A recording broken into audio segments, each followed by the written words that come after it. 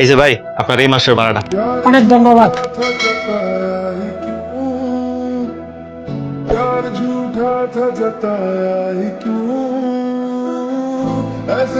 দেখ ভাই, তোর এই ভাড়াটিয়ার দোকানে সবসময় বিল লাগিয়ে থাকে।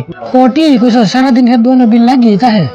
দোস্ত, তুই একটা কাজ কর, তুই নিজে গিয়ে দোকানে ব্যবসা শুরু করে দে। কিন্তু ভাই, হ্যাঁ উনি দোকানটাকে উঠাই দেয় কেমনে? কেন তুলতে পারবি না কেন? দোকান তো তোর নিজে।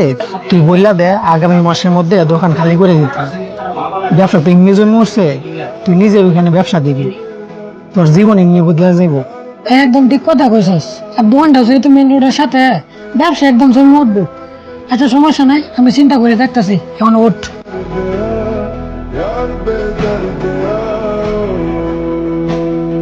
ভাই, কেমন আছেন? জি ভাই, ভালো আছি। ভাই আপনার সাথে একটা না জরুরি কথা আছে। কি কথা বলেন ভাই? ভাই আসলে কথা হচ্ছে, আমি নিজে একটা ব্যবসা দিব তো, তাই আপনি দয়া করে 1 মাসের মধ্যে দোকানটা ছেড়ে দিন। ভাই, এটা আপনি কি কইতাছেন? আপনি তো জানেন কত কষ্টের পরে আমার এই দোকানটা একটু দাঁড় করাইছি আমি। এখন আপনি দোকানটা খালি করে দেওয়ার কথা কইতেছেন? ভাই শুনেন, আমি অন্য কোথাও গিয়ে পরিশ্রম করেন, আপনি আমার দোকানটা খালি করে দেন। ভাই সাহেব, আপনি একটু দয়া করেন, আপনি আমার সাথে এমনটা করেন না। শুনেন ভাই, আপনার সাথে আমার এমন কোনো চুক্তি হয় না যে আপনি আমার দোকানে সারা জীবন থাকবেন। আপনার আমি 1 মাসের সময় দিলাম, দয়া করে আমার দোকানটা খালি করে দেন। এখন আমি আসি।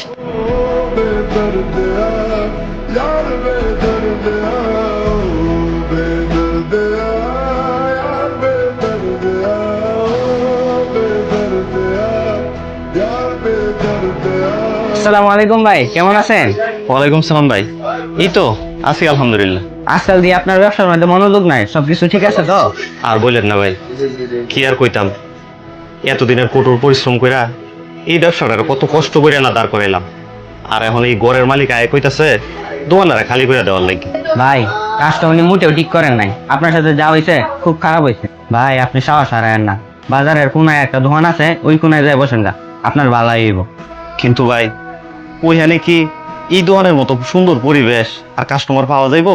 শুনেন ভাই, আপনার যে কাস্টমার আসে আপনার ভালো ব্যবহার আর সততার কারণে আসে।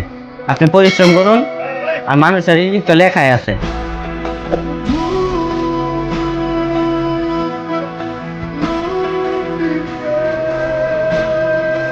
কি ব্যাপার, আজকে 1 মাস হয়ে গেল দোকানে কোনো বেচা কেনা নাই?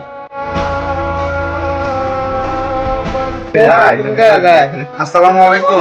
জি ওয়ালাইকুম আসসালাম। ভাই আপনার কি কিছু লাগবো? ভাই, এইখানে আগে সৌরভ থাকতো না, এখন কি সৌরভ নাই? না ভাই, সে তো দোকান ছাইড়া দিয়েছে। কোনো দরকার ছিল কি? না ভাই, কোনো ব্যাপার না। আচ্ছা আসি।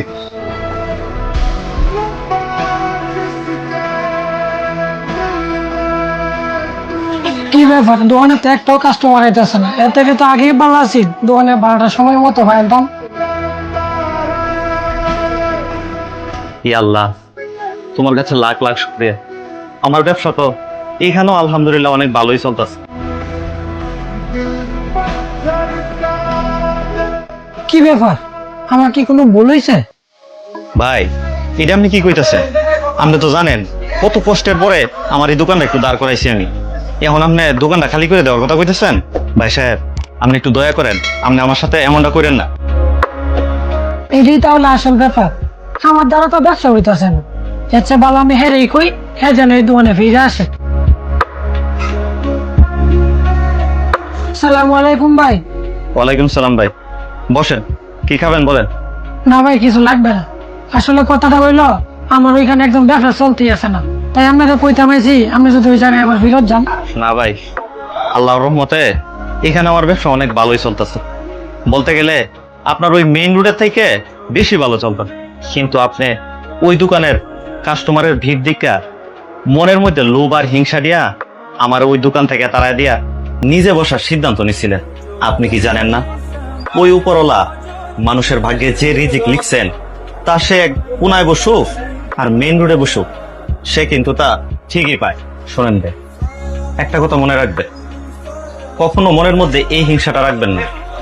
একটা লোক একটা কাজ করতেছে, সে সেই কাজ করে যেই রিজিক উপার্জন করতেছে, আপনি যদি তার দেখা দেখি সেই একই কাজ করে তার মতো রিজিক উপার্জন করতে চান, তাহলে এটা কখনোই সম্ভব না।